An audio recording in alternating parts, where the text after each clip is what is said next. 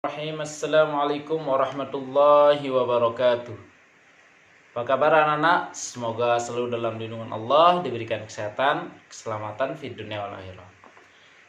Ya anak-anak, hari ini kita bertemu kembali melalui daring, yang mana pada hari ini kita akan bahas tentang kisah teladan Abu Bakar As-Siddiq.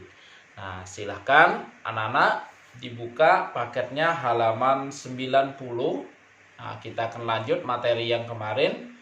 Nah, mudah-mudahan hari ini kita akan habiskan dan insya Allah pertemuan selanjutnya kita akan ulangan harian ya. Oke, untuk memulai pelajaran hari ini, mari kita berdoa dulu. Semoga ilmu yang kita pelajari bermanfaat, barokah semuanya ya. Berdoa mulai. Doa selesai. Ya anak-anak, kemarin kita sudah bahas tentang Abu Bakar As-Siddiq, yang mana beliau diangkat menjadi khalifah sebagaimana banyak pertimbangan dari para sahabat. Nah, setelah Rasulullah Shallallahu Alaihi Wasallam meninggal, di sini banyak orang-orang murtad ataupun orang-orang kafir Quraisy itu mengaku sebagai nabi palsu. Nah, bagaimana kisahnya? Silakan dibuka halaman 89 ataupun 90.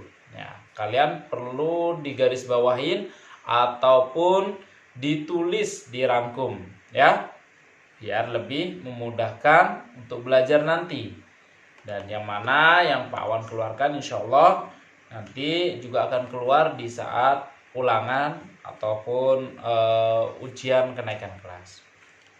Ya, di sini Abu Bakar As-Siddiq setelah beliau diangkat menjadi khalifah, beliau yang pertama kali melakukan adalah cuma satu, yaitu melanjutkan keinginan Rasulullah Shallallahu Alaihi Wasallam, yaitu memerangi kerajaan Ghassan.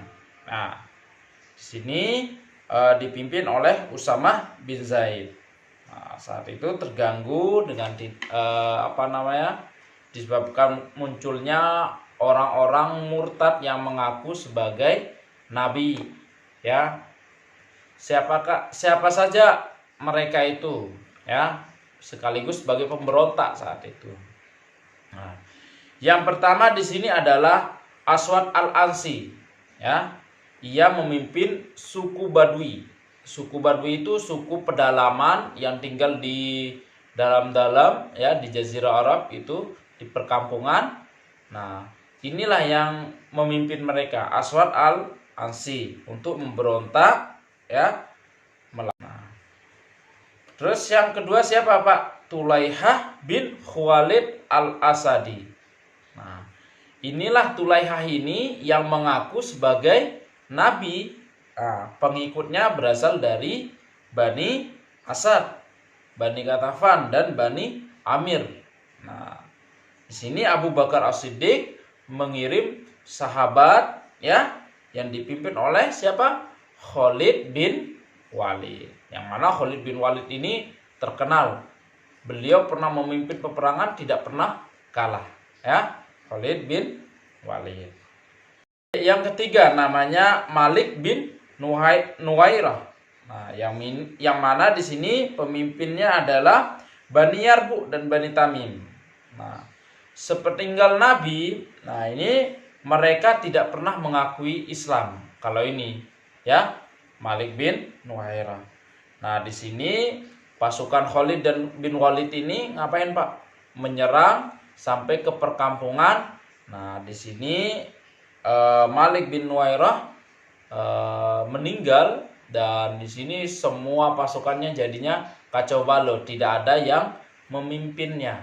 Nah, dan yang keempat, nama nabi palsu yang mengaku sebagai nabi saat itu, yaitu dulu nama Musailamah Al-Kadzab. Al-Kadzab ini artinya pendusta. Ini dijuluki oleh orang-orang kaum muslimin. Nah, Musailamah ini dulu sebenarnya orang Islam, tapi dia murtad. Dia keluar dari agama Islam dan ngapain Pak? Dia mengaku sebagai nabi. Dia ngapain, Pak? Dia belajar ilmu-ilmu dukun, ya, sulap dan sebagainya, magic. Akhirnya banyak dalam kisahnya. Salah satunya dia pernah pingin mengobati seseorang. Di Rasulullah kan dulu pernah menyentuh mukanya seseorang itu dan dalam keadaan buta, seketika itu bisa langsung melihat. Nah, Musailamah pernah dia pingin mencoba, ya, orang yang sedang sakit matanya, orang sedang sakit, ya, dipegang matanya, ditiup. Nah, ternyata setelah ditiup malah buta, ya. Inilah namanya nabi palsu, ya. Banyak cerita-cerita dan termasuk dia yang mengarang surah, salah satu yang terkenal itu surah Fil juga katanya, ya. Salah satunya dia bilang apa? Ya, menceritakan tentang gajah, ya. Tapi sejenisnya saja, bukan bukan wahyu, ya. Dia ngarang. Musailamah Al-Kadzdzab ini ngapain, Pak? Dia menyusun, nah, yang mana beliau mengaku dia itu mengaku sebagai nabi dan didukung oleh Bani Hanifah, ya, di Yamamah. Ia mengawini saja yang mengaku sebagai nabi juga dari kalangan Kristen. Nah, sehingga Musailamah ini mempunyai pasukan berapa, Pak? Saat itu pasukannya 40.000. Ya, 40.000, lumayan. Bukan lumayan lagi, antara Denpasar dan Badung itu jumlahnya 40.000, hampir sebali, ya. Dan di sini orang Islam jumlahnya saat itu hanya sedikit, ya, Yang mana di sini Abu Bakar As-Siddiq mengirimkan Ikrimah bin Abu Jahal dan Surahbil bin Hasan. Nah, pada mulanya kaum muslimin ini hancur, terdesak karena jumlah pasukan yang sangat sedikit melawan 40.000. Nah, melawan Musailamah Al-Kadzdzab ini disebut dengan perang Yamamah. Ya, ingat ya, perang Yamamah yang melawan Musailamah Al-Kadzdzab. Nah, di sini setelah itu pasukan bantuan yang mana Abu Bakar As-Siddiq memerintahkan Khalid bin Walid untuk membantu perlawanan di Yamamah ini. Akhirnya dengan izin Allah, Khalid bin Walid itu beliau datang melawan bersama pasukannya. Di sini yang mana kaum muslimin alhamdulillah memenangkan juga peperangan itu. Yang mana saat itu kaum murtad itu kurang lebih 10.000, ya, 10.000 yang meninggal semua. Nah, sementara kaum muslimin alhamdulillah di sini hanya sedikit, cuman di sini banyak orang-orang yang penghafal Al-Quran, penghafal hadis, itu banyak yang wafat, gugur. Nah, disinilah nanti muncul kebijakan dari Abu Bakar As-Siddiq dan sahabat-sahabat. Nah, perang melawan para pemberontak, para nabi palsu ini disebut dengan antara dari perang melawan Aswad Al-Ansari, Tulaiha bin Khuwailid, Malik bin Nuhairah, dan Musailamah Al-Kadzdzab. Perang diantara ini, ya, yang 4 ini disebut dengan perang Riddah, ya, perang Riddah. Ingat-ingat, ya, serangkaian perang yang menghadapi kaum murtad itu namanya perang Riddah.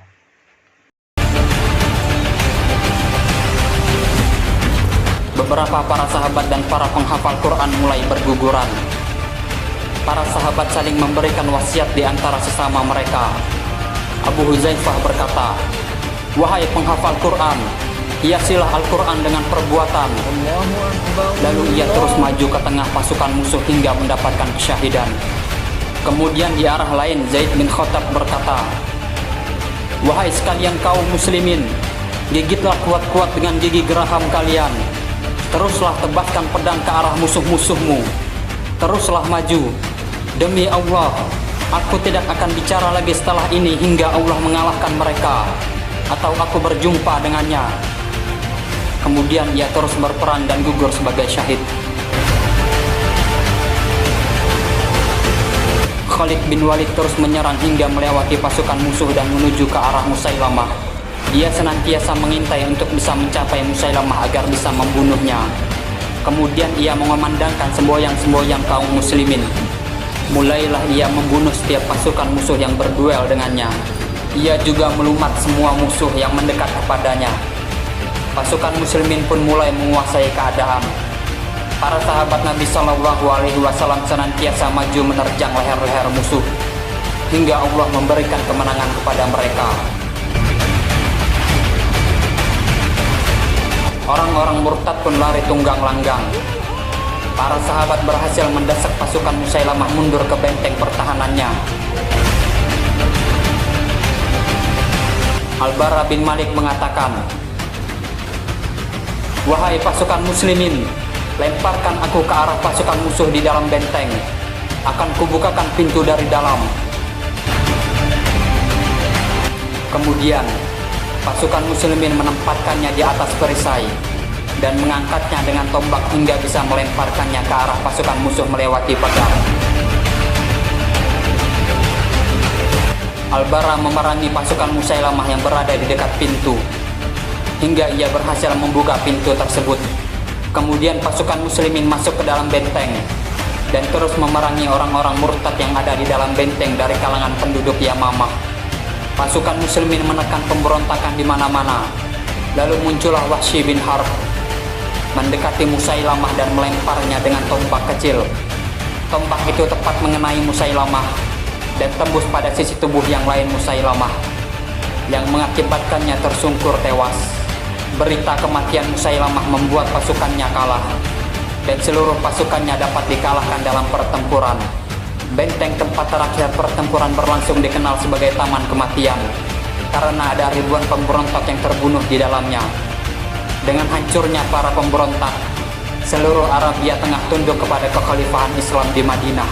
Apa yang tersisa dari kemurtatan di daerah yang terpencil dibasmi oleh kaum muslimin dalam serangkaian kampanye yang direncanakan dengan baik dalam waktu 5 bulan. Pertempuran Yamamah juga membuat lebih dari 70 para penghafal Quran gugur di pertempuran. Kondisi tersebut memainkan peran utama dalam memotivasi Khalifah Abu Bakar untuk mengumpulkan potongan lembaran-lembaran Al-Quran yang berada di kulit-kulit pohon, pelepah kurma, batu, kayu, dan lain-lain. Selanjutnya, wilayah Islam pada masa Abu Bakar As-Siddiq. Nah, wilayah Islam yang mana di sini yang pertama yaitu akan melawan menghadapi Persia dan Bizantium atau Romawi. Nah, yang mana Persia dan Bizantium ini adalah saat itu adalah kekuatan terbesar di seluruh dunia. Ya. Yang mana Persia ini bagian barat namanya Syam ya, di bagian Jazirah Arab. Di sini Abu Bakar As-Siddiq mengirim siapa Pak? Musanna bin Harisah dan Khalid bin Walid. Ya, lagi-lagi Khalid bin Walid di sini sebagai pemimpin. Tapi di sini saat ini melawan Persia dipimpin oleh Musanna bin Harisah. Karena Khalid bin Walid ini disuruh untuk membantu melawan pasukan Bizantium yang ada di Romawi. Selanjutnya menghadapi Bizantium, yang mana nama Bizantium itu adalah Romawi. Di sana Romawi itu masih ada dua, Romawi Timur dan Romawi Barat, dibagi dua. Nah, di sini Abu Bakar As-Siddiq mengirimkan beberapa pasukan, ya, yang mana mereka dipimpin salah satunya siapa Pak? Pasukan Yazid bin Abu Sofyan. Kemana Pak? Ke Damaskus. Pasukan Amru bin As ke Palestina. Terus siapa lagi Pak? Pasukan Surahbil bin Nasanah ke Yordania. Dan pasukan Abu Ubaidah bin Jarrah ke Hims. Nah, menghadapi Bizantium atau Romawi, di mana di sini jumlah pasukan kaum muslimin itu jumlahnya sangat sedikit, kurang lebih hanya 18.000. Ya. Sementara kaum Romawi jumlahnya berapa, Pak? 240.000 orang. Sedikit. Ibarat kayak misalnya di Canggu, jumlahnya hanya muridnya MI hanya sedikit kelas 1 melawan seluruh Canggu atau seluruh Badung. Nah, perbandingannya sangat sedikit. Nah, di sini Khalid bin Walid pun ini beliau melakukan perjalanan yang kurang lebih sampai 18 hari. Dan alhamdulillah saat itu kaum Islam juga memenangkan peperangan itu, ya. Meskipun jumlahnya hanya sedikit, ya. Oke, selanjutnya kebijakan pemerintah Abu Bakar. Nah, di sini Abu Bakar As-Siddiq memiliki kebijakan, salah satunya yaitu mengumpulkan mushaf Al-Quran, yang mana sebenarnya ini usulan dari siapa? Umar bin Khattab, ya. Asalnya Abu Bakar ini enggan untuk melakukan pengumpulan itu, tapi karena kebijakan dari Umar bin Khattab itu memberikan penjelasan, yaitu saat itu peperangan di di Yamamah, banyak kaum muslimin yang hafal Al-Quran itu meninggal. Akhirnya Abu Bakar As-Siddiq memilih Zaid bin Zabit untuk mengumpulkan Al-Quran, menulis. Nah, di sini mengumpulkan mushaf. Yang kedua, mendirikan Baitul Mal. Baitul Mal ini yang mengurus keuangan kas negara, ya. Terus yang ketiga, menetapkan pembagian ganimah, harta ganimah. Misalnya harta rampasan perang, misalnya habis perang semuanya, kan biasanya kalau orang perang meninggalkan hartanya. Nah, hartanya itu dibagi rata kepada kaum muslimin. Ini kebijakannya yang paling terkenal salah satunya, ya, yaitu mengumpulkan mushaf. Yang kedua, mendirikan Baitul Mal, menetapkan pembagian ganimah atau harta rampasan. Nah, yang selanjutnya, wafatnya Abu Bakar As-Siddiq. Abu Bakar wafat itu pada usia 63 tahun. Hampir sama dengan Rasulullah. Nah, beliau wafat saat itu pada musim panas, yaitu 634 Masehi. Nah, atau 23 Agustus. Nah, yang mana sebelumnya Abu Bakar As-Siddiq ini menderita sakit kurang lebih 15 hari. Nah, tapi sebelum meninggal, beliau juga itu langsung menunjuk siapa? Di sini menunjuk Umar bin Khattab menjadi penggantinya, ya. Nah, hasil dari musyawarah para sahabat-sahabat itu, sehingga Abu Bakar As-Siddiq ketika beliau meninggal itu langsung sudah ada penggantinya, yaitu Umar bin Khattab. Nah, ingat beliau itu meninggal ini hari Senin 23 Agustus 634 Masehi pada usia 63 tahun.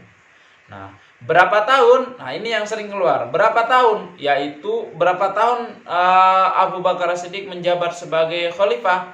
Cuman 2 tahun 3 bulan. Namun cuman 2 tahun 3 bulan ini agama Islam menyebar ke seluruh dunia, ya, dengan damai, ya, tanpa paksaan, ya. Oke, minggu depan insyaallah kita akan ulangan, dibuka halaman 99 sampai dengan 102 yang A dan B. Kalian kerjakan dulu di rumah, ya nak, ya. Kalian kerjakan sebagai latihan. Oke. Itu saja materi yang Pak Wan bisa sampaikan. Mohon maaf kalau ada salah ya. Selamat belajar semuanya. Ila liqa ma'assalamah. Assalamualaikum warahmatullahi wabarakatuh.